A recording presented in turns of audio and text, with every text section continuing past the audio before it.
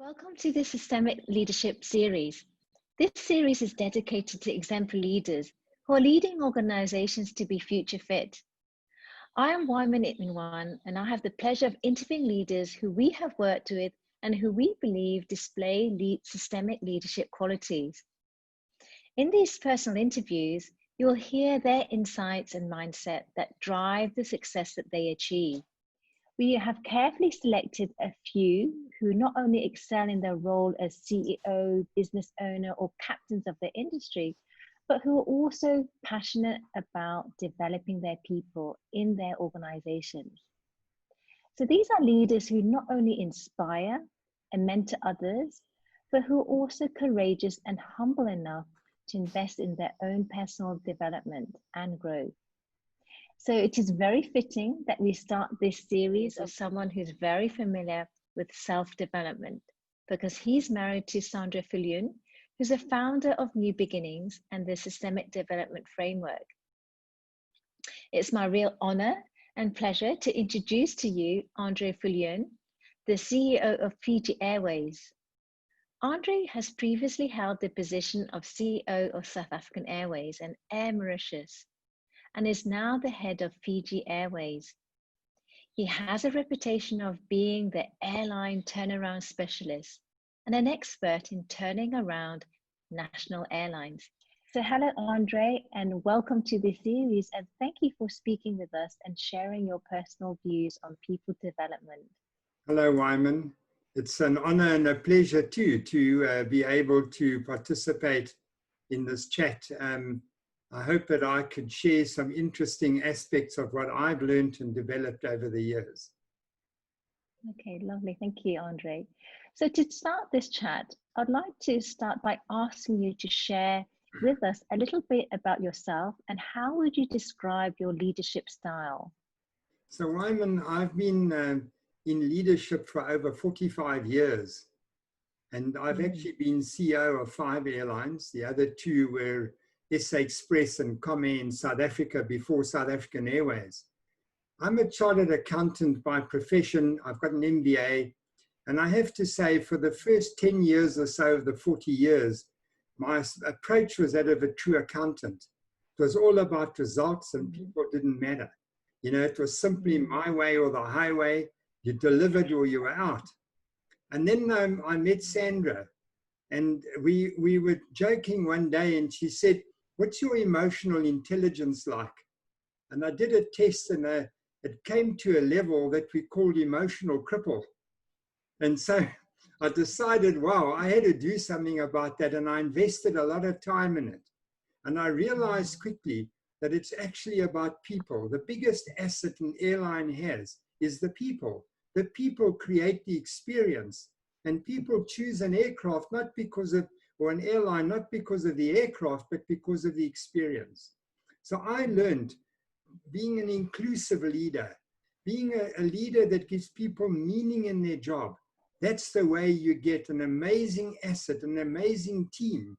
And that in itself will deliver performance and results. You don't have to drive people, as I did in my younger years, but rather motivate and encourage them and engage with them.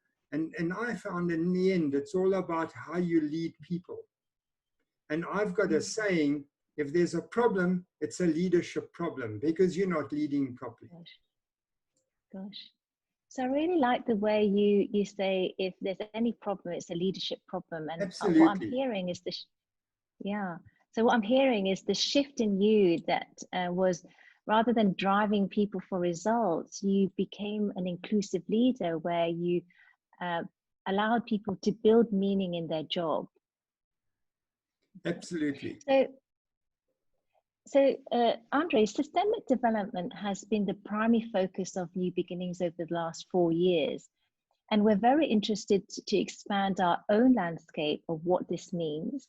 And we're curious to get a sense of what leaders believe is included in this domain. So how would you describe, Andre, in your own words and meanings and thoughts of what is systemic development? Well, Wyman, all businesses and especially airlines have many systems. You know, we're a very siloed structured organization. All airlines are. You know, you'll have engineering, you have sales, you have airports, you have pilots, and it's to get them all to work in a way, especially in the irregular situation where you have a disruption, an aircraft broken or weather, to work together in a way to, we call it, turn tragic to magic. And to do that systemically is the biggest challenge we face. And what we discovered, systemic means more than a system. It means more than holistic. It's how the pieces connect. If there's a breakdown in any of those connections, it fails. So for me, it's all about how you connect it all together. And I've been very keen over the past period watching Sandra and how she's taken that concept and in her leadership development saying, getting knowledge is only one thing. How do you connect that with everything for you to really develop as a leader? So systemic development for you, what I'm hearing, is really getting the ability to connect the systems, to bring it more than holistic. Yes. Oh, okay.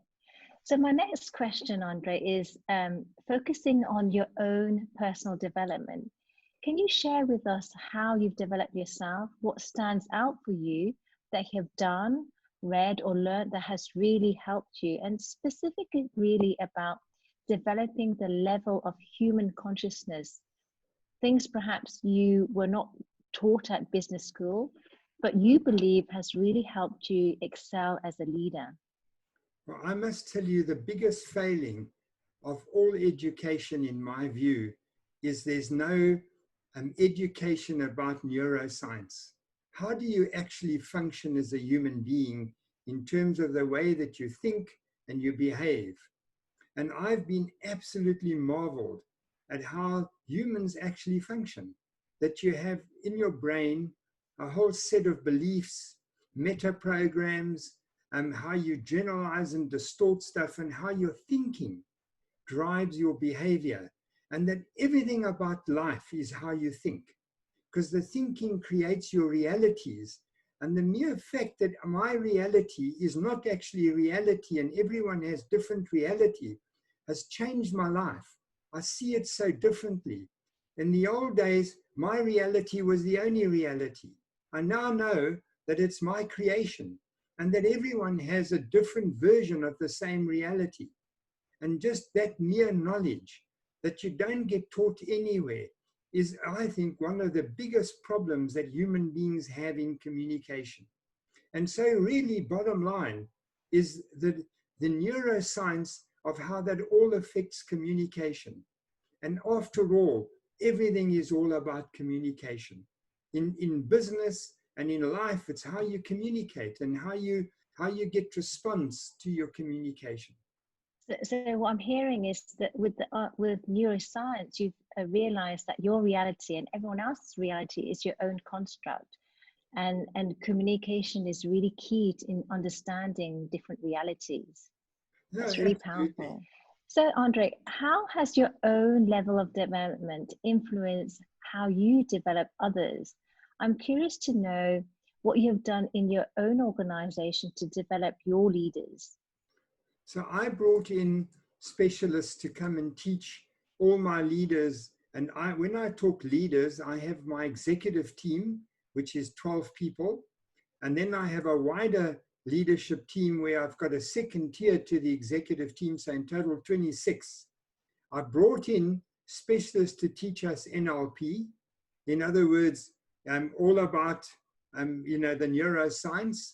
I brought in specialists to teach us communication, and we've got ongoing programs, and I have every single one of them in one-on-one coaching, where we take into coaching our challenges.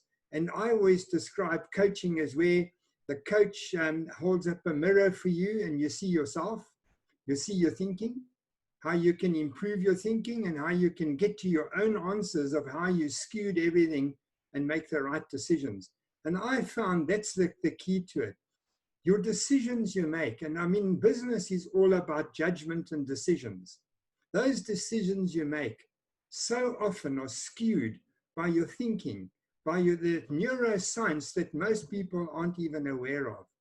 So I found that so successful that I've now taken the top 30 high talented people in the organization and I have them going through the same program. So I go into coaching often. I have all 26 leaders in the company doing one-on-one coaching all the time. Some thrive on it, some less, but it definitely has made a huge difference in our ability to deal with very difficult circumstances like we have COVID now. Been very useful for that. Wow, thank you, Andre. It's really interesting, and I'm sure it will give some leaders who are listening to this video some great ideas that they can implement in their own organization. Yeah. So I believe that you have also done some training with New Beginnings. For example, I know you've done coaching essentials, self-leadership, and group and team coaching. So what are some of the concepts, Andre, and tools and techniques from these training that you believe has helped you perform as a great leader? Yes, I think the ones that I use all the time and have been hugely meaningful is the NLP communication model that you deal with in coaching essentials and all the meta programs that we as human beings have.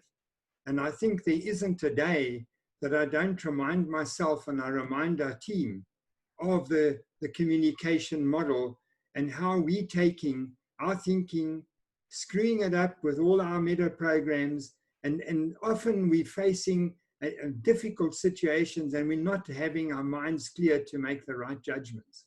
And just reminding ourselves of it constantly, I find we often stand back and say, whoa, we would have done the wrong thing, just because we have such skewed thinking going on. And it's amazing how, and I can also throw in here the Enneagram. I think that is the most amazing thing of why you're so typified in your ego structure and how your ego structure drives everything. I didn't even know there was a thing called an ego structure. I know we all talk about egos. Normally people that we look at that we don't like because they have, egos that drive some of their thinking and their behaviors. But once you start digging deeper into it and you realize what the ego structure is, and you hold up the mirror to yourself, what you learn from these courses is huge, huge. And that creates leadership, because what you learn at uni is not leadership. That's some theory that's unrelated to how humans actually function. And until you know how you function as a human being, how can you ever be a real leader? And these courses are where you learn that. Wow, thank you, Andre. So I wish I had so much more time to develop more of what you're saying. So it's NLP and the Enneagram. So that's the main things I'm hearing. So Sandra often jokes that you are her guinea pig, and she tries many New Beginnings concepts on you first to get your feedback on how they work and how you're a valuable source of inspiration and influence on many products that we offer. Can you describe, in your view, about how you experience the work that New Beginnings does, and how have you applied them in your own business as CEO?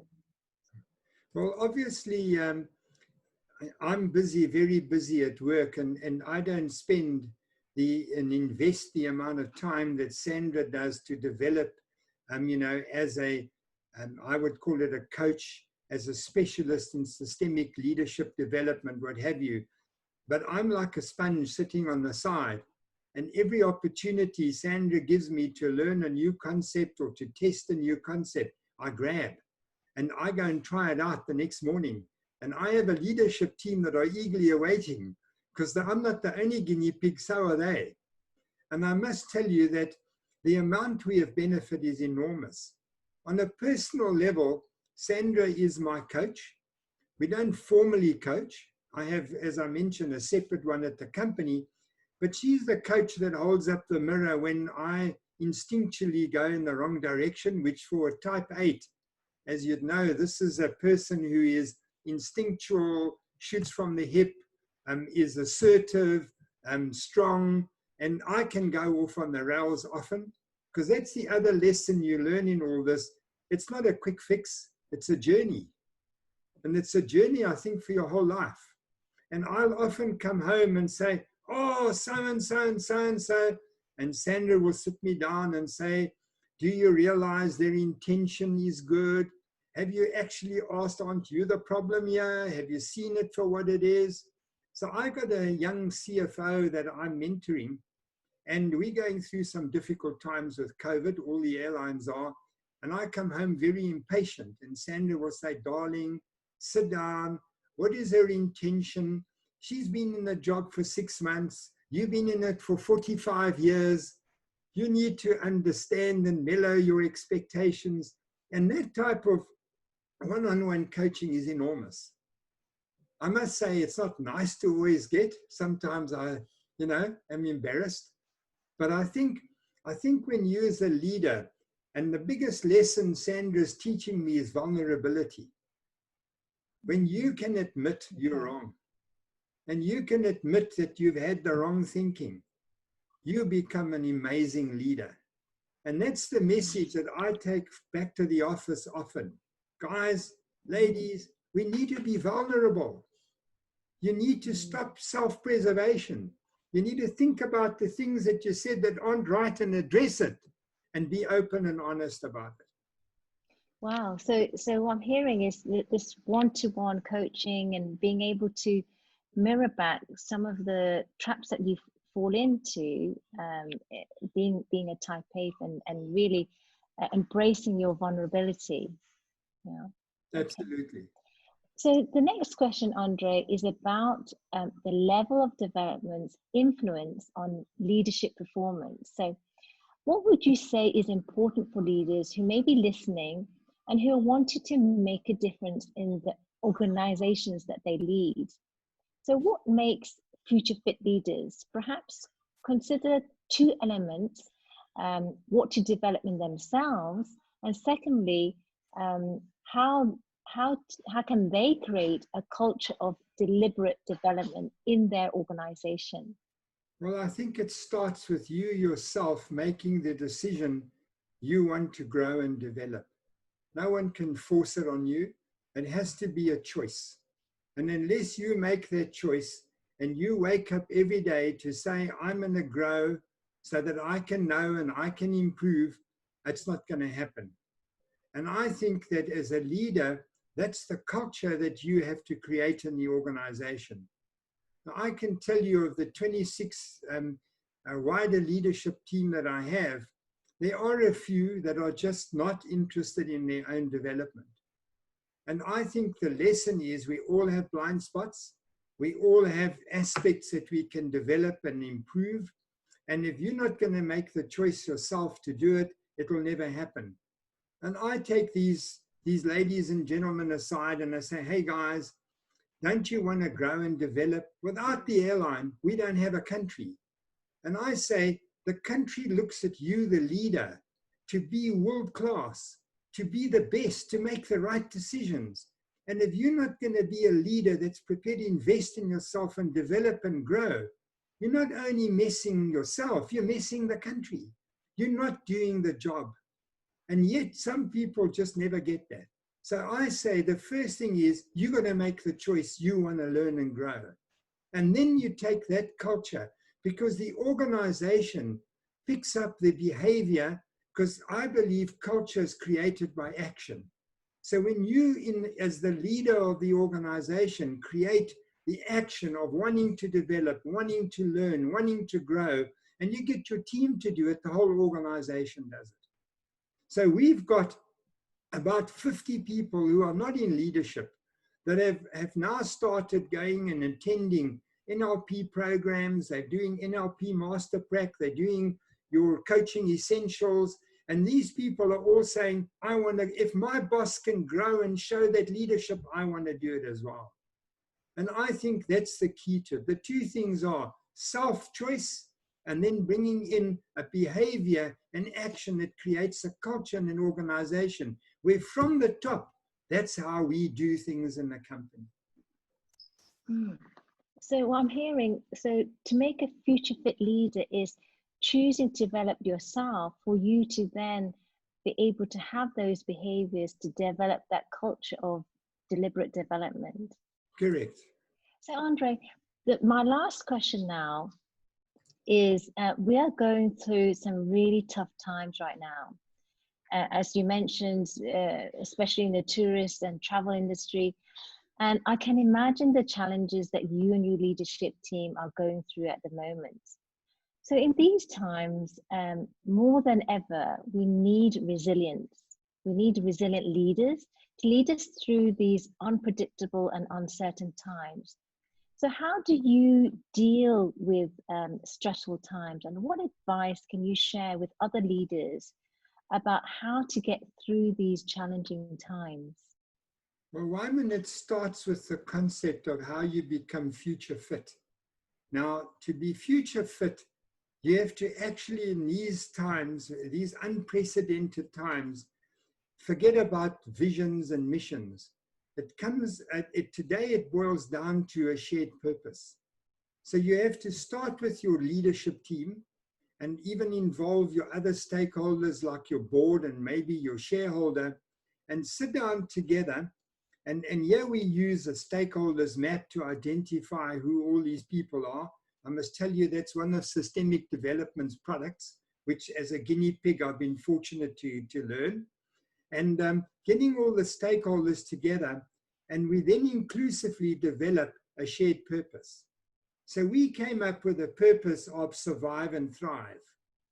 Now, all our aircraft are parked, all the borders are closed, there's no travel, we're earning zero revenue. So under survive, we said, let's cut costs, let's preserve cash, and let's bolster cash reserves. Do the financing, get the support, whatever we need to make sure we've got the cash to survive through COVID. The thrive is, there's strong views and consensus that the new normal will not be the old normal. And there could be a slow ramp up to new normal. Now here's where the key comes in. You can sit back and wait for that, or you can start today and become ready. So our theme in the company is survive and thrive and be ready. We have travel ready.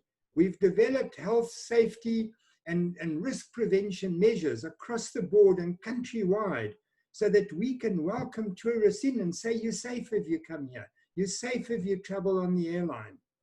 We've then got commercial ready. Government has reduced taxes. They've reduced import duties. We've reduced airfares. And we are creating holiday packages that are going to be so astounding, so enticing, that the moment borders open, we want to bring as many tourists as that can ever fit on aircraft to come to Fiji. And that travel ready and commercial ready is part of our thrive. And we have the shared purpose, survive and thrive. And I think that's what's required. Leaders can't sit back and complain and say, oh, well, I'm going to slit my wrist, COVID-19, unprecedented, we're all suffering. We said, fine. But the shared purpose is we need to survive and thrive for this economy, or this economy is dead. How do we do it? And we got that shared purpose, and that's all about being future fit. So what I'm hearing is the focus for you in the strategies for survive and thrive is through this shared purpose, inclusive of all your stakeholders. Correct, because it would be no point we doing something and the rest don't. It has to be a team effort in the end, because no one on their own can make it happen. So it's come to the end of our conversation. I'd love to continue this conversation with you, Andre. Thank you very much for being so open and honest. Yeah, thank you, and sharing your insights. And to those who are listening, I hope this has been useful for you, and to really take away also what are the key learnings for you who are listening in terms of you developing yourself as a leader, for you to be able to strive and thrive, as Andre says. So thank you, everyone. Thank you, Wyman. Bye-bye.